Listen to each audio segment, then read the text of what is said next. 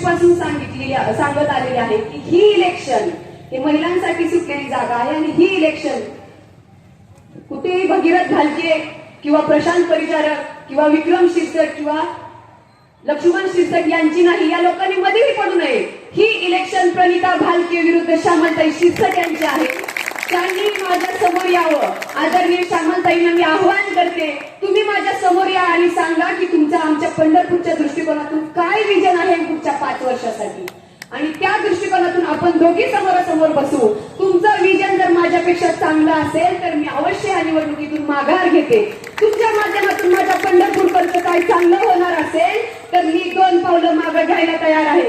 कुठंतरी ताई तुमचा आवाज दाबून तुमच्या मागून कोणीतरी वरिष्ठ काम करणार असतील तर इथला सुज्ञ नागरिक ते खपवून घेणार नाही। आज आमच्या आरोग्याचा प्रश्न आहे।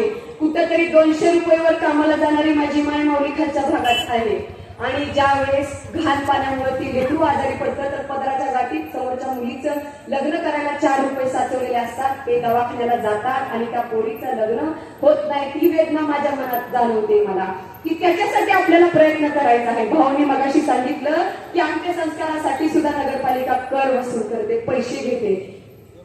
कसलं हे पाप आहे सांगा? मेलेल्या माणसाच्या मड्याचे सुद्धा पैसे देणार का तुम्ही?